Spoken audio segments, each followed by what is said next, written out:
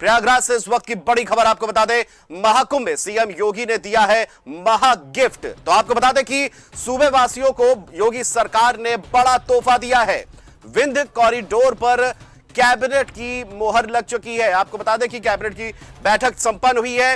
Press conference करके CM योगी ने बड़ी योजनाओं का लेकर के खुलासा किया है और इसी को लेकर के विंध्य कॉरिडोर पर कैबिनेट ने मोहर लगाई है। 10,000 करोड़ की लागत से बनेगा कॉरिडोर। 3 जिलों में नए मेडिकल कॉलेज भी बनेंगे। मुख्यमंत्री योगी आदित्यनाथ ने बड़ी योजनाओं का खुलासा किया है कैबिनेट बैठक के बाद। इसके अलावा बता दें कि बागपत, हाथरस और कासगंज में भी बनेगा कॉलेज। वहीं 3 नगर निगमों में बॉन्ड जारी करने को भी मंजूरी मिली है। इसके अलावा फॉरेन डेवलपमेंट इन्वेस्टमेंट को यूपी में भी लागू करेंगे। सीएम योगी का बड़ा ऐलान प्रयागराज में कैबिनेट बैठक के बाद। फॉरेन डेवलपमेंट इन्वेस्टमेंट को भी यूपी में लागू किया जाएगा। निवेश बढ़ाने और प्रयागराज के विकास पर भी सीएम योगी ने चर्चा की है। बता दें कि स्वास्थ्य सुविधाओं में सुधार होगा। तो ये तस्वीरें हम आपको दिखा रहे हैं प्रयागराज की, जहां आज महाकुंभ में सबसे पहले सूबे के मुख्यमंत्री योगी आदित्यनाथ ने कैबिनेट संग बैठक करी। बैठक के बाद जो फैसले हुए उस फैसले को लेकर के प्रेस कॉन्फ्रेंस की। आपको बता दें कि प्रयागराज के लिए कैबिनेट ने कई बड़े बड़े फैसले लिए हैं। योजनाओं को, विकास को लेकर के कई मोहर लगी है। 10,000 करोड़ को लेकर के मोहर लगाई गई है। कई योजनाओं को लेकर के मोहर लगाई है।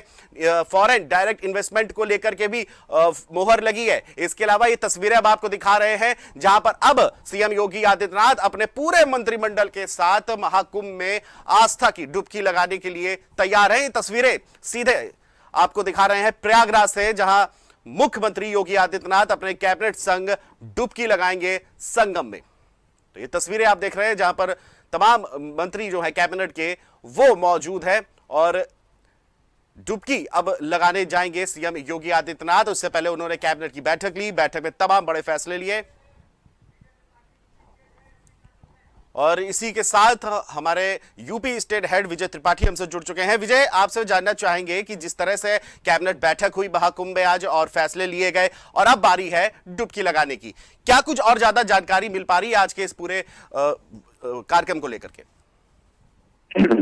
सबसे बड़ी बात है, अभी तो कैबिनेट की बैठक हो रही थी, वो अंतिम दौर पर समाप्त हो चुकी है। उसमें कई सौगातें सरकार ने यूपी में दी हैं और इसमें सबसे बड़ी बात है कि नीतिगत और महत्वपूर्ण मुद्दों के साथ साथ प्रयागराज से जुड़े कई मुद्दों पर चर्चा हुई है, जिनमें यूपी की डिफेंस पॉलिसी को नए सिरे से बनाया जा रहा है। अब और यूपी में निवेश को लेकर के अब इंसेंटिव भी दिए जाएंगे, यानी अब युवाओं को टैबलेट उपलब्ध कराया जाएगा। बलरामपुर में केजीएमयू को सैटेलाइट सेंटर और मेडिकल कॉलेज बनाने पर भी चर्चा हुई है। 3 जिलों में मेडिकल कॉलेज बनाए जाएंगे। प्रयागराज, आगरा और वाराणसी को भी एफडीआई के तहत प्रयागराज में नगर निगम उनके बॉन्ड जारी कर सकता है।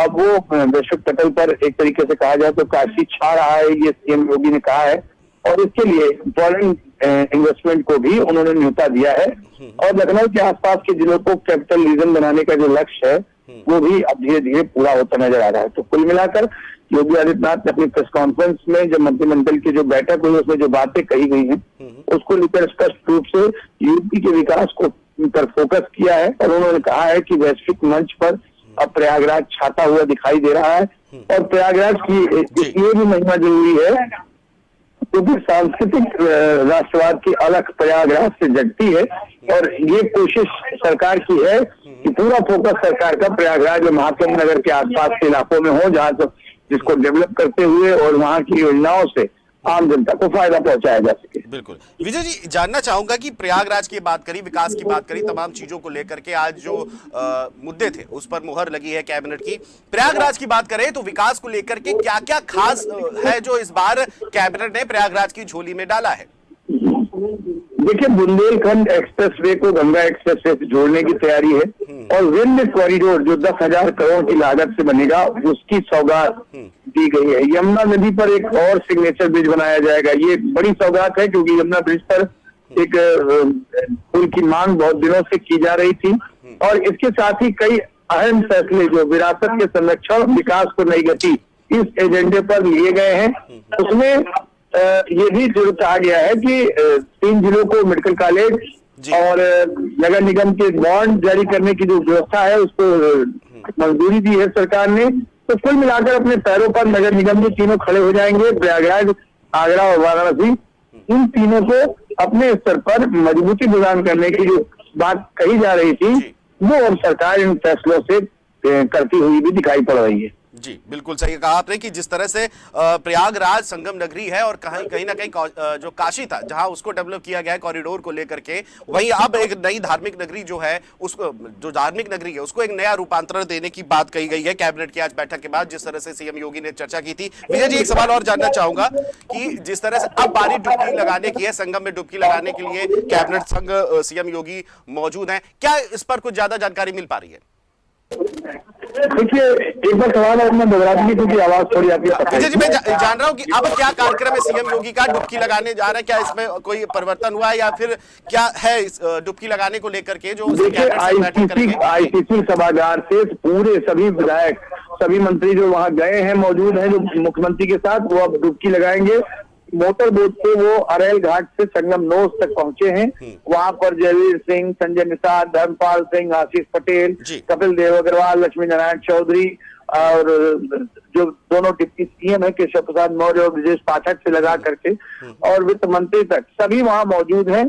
और अब वो लोग संगम घाट पर स्नान करेंगे और संगम नोस पर, और ये प्रतीक्षित कार्यक्रम जो अभी तक तय था वो अब धीरे धीरे पूरा मूर्त रूप लेता दिख रहा है। और सरकार की ये कोशिश है कि वो राजनीतिक रूप से भी सांस्कृतिक प्रयागराज का एक नया एजेंडा है वो जनता के सामने रखे, चाहे कैबिनेट हो, चाहे वहां पर स्नान करने की बात हो पूरी कैबिनेट को। वो एक संदेश है जो संदेश देने में शायद सरकार सफल होती नजर आ रही। बिल्कुल, संदेश है क्या, आस्था का, धार्मिकता का संदेश देने के लिए सीएम योगी और उनकी पूरी कैबिनेट तैयार है। विजय जी, आखिरी एक सवाल और आपसे लेना चाहूंगा, संगम स्नान करने के बाद क्या कुछ और कार्यक्रम है सीएम योगी का प्रयागराज में, इसको लेकर के क्या कोई जानकारी सामने आ रही है? देखिए, सीएम योगी इसके बाद कुछ न्यूज चैनलों के कार्यक्रम में शिरकत करेंगे और इसके बाद 5:03 पर वो प्रयागराज से लखनऊ के लिए प्रस्थान करेंगे। हालांकि 2 दिन से वो गोरखपुर में थे और गोरखपुर से सीधे प्रयागराज पहुंचे थे, तो जाहिर सी बात है इस बार भी वो यहाँ से अब सीधे लखनऊ का स्नान करेंगे। ये स्नान का कार्यक्रम होने के बाद सभी लखनऊ की ओर निकलेंगे। जी, विजय जी, एक सवाल ये भी रहेगा कि कहीं ना कहीं जब पीसी कर रहे थे CM Yogi Adityanath, press conference कर रहे थे, उस दौरान अयोध्या को लेकर के भी एक सवाल हुआ था, उसको लेकर के भी उन्होंने कहीं ना कहीं बात कही थी। देखिए, अयोध्या को उन्होंने जिस तरीके से विकसित किया है, जो विकसित बनाई है, उसका संकल्प उन्होंने पहले लिया था, उसे पूरा किया। और उन्होंने वही उदाहरण दिया है कि मिल्कीपुर की विधानसभा सीट पर भी अब संकल्प पूरा हुआ है, तो उसका फायदा जनता के साथ साथ भाजपा को भी होगा। और वही प्रयागराज में वो करने की कोशिश कर रहे हैं। प्रयागराज में बाकायदा वो जितनी भी घोषणाएं कर रहे हैं वो सांस्कृतिक रूप से भाजपा के लिए फायदेमंद है, पार्टी के लिए फायदेमंद है, और जो भी वहां पर प्रत्याशी होते हैं भाजपा के उनके लिए फायदेमंद है। तो ये राजनीतिक जरूर है कार्यक्रम, लेकिन सांस्कृतिक कार्यक्रम को करके योगी आदित्यनाथ ने राजनीतिक संदेश देने की कोशिश की है। वो संदेश आम जन तक पहुंच भी रहा है। बिल्कुल, एक प्रश्न और मेरा रहेगा विजय जी आपसे कि अपने प्रेस कॉन्फ्रेंस दौरान सीएम योगी ने यह भी कहा है कि यूपी एरोस्पेस और रक्षा के साथ साथ रोजगार नीति को भी 5 साल पूरे हो गए, इसको लेकर के क्या कुछ उन्होंने नया जानकारी दी है? क्या इसको लेकर के भी कोई नया फैसला लिया गया है? देखिए, इसको मंजूरी मिल गई है। लगभग ऐसे 11 फैसले हैं जिनको आज मंजूरी दे दी गई है और उसमें तमाम बड़े निर्णय ही हैं, चाहे वो मेडिकल कॉलेज के निर्माण की हो और चाहे फिर उत्तर प्रदेश एरोस्पेस और रक्षा इकाई रोजगार प्रोत्साहन नीति 2024 हो, और चाहे फॉरेन डायरेक्ट इन्वेस्टमेंट हो, वो भी एक तरीके से प्रोत्साहन नीति है, उसको भी मंजूरी मिल रही है। औद्योगिक निवेश को लेकर के रोजगार प्रोत्साहन नीति 2022 के तहत है, वो भी है। स्वामी विवेकानंद के तहत योजना के तहत निःशुल्क स्मार्टफोन वितरण है, वो भी है। इसके तहत कई ऐसे चीजें हैं जिनको सरकार कैबिनेट में मंजूरी दे रही है।